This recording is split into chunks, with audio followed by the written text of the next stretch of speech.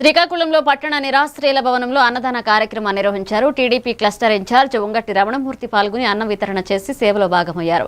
ఈ సందర్భంగా సామాజిక సేవకుడు ఉర్లం శివతేజ పట్నాయక్ చేస్తున్న సేవలను కొనియాడుతూ ప్రతి నెల ఆదివారాల్లో అన్నదానం కొనసాగిస్తామన్నారు. సేవా కార్యక్రమాలకు మద్దతు ఇవ్వాలని ప్రజలకు పిలుపునిచ్చారు. వాళ్ళ క్యారేజీలు పంపించడం జరుగుతూ ఉంటుంది. వాళ్ళు అందిస్తున్నారు సత్య సంస్థ వారు. నిజంగా వారందరికీ అభినందనలు తెలియజేసుకుంటున్నాం. ఇక్కడికి వచ్చి ప్రత్యేకించి అందించడం వల్ల వారితో పాటు ఇక్కడ మార్నింగ్ నైట్ 2 పూటలు కూడా వాళ్ళు అందివ్వడం జరుగుతుంది. దాంతో నైట్ కూడాను మధ్యాహ్నం మానంగా భావిస్తారు. ఏ ఆశకైనా కానీ మనిషిలో ఆశ ఉంటుంది. ధనం ఇస్తామన్నా చాలదంటారు, డబ్బు ఇస్తామన్నా చాలమంటారు. కానీ అన్నం పెడితే చాలు నాయన ఇక్కడతో అని వాళ్ళు తృప్తిగా చెందుతారు. ఇలాంటి అనాథులందరినీ కూడాను మన తల్లిదండ్రుల వలె మన బిడ్డల వలె భావించి వీరందరికీ సేవ చేసుకునే భాగ్యం దేవుడి ద్వారా మనకు లభిస్తుంది ఈరోజు.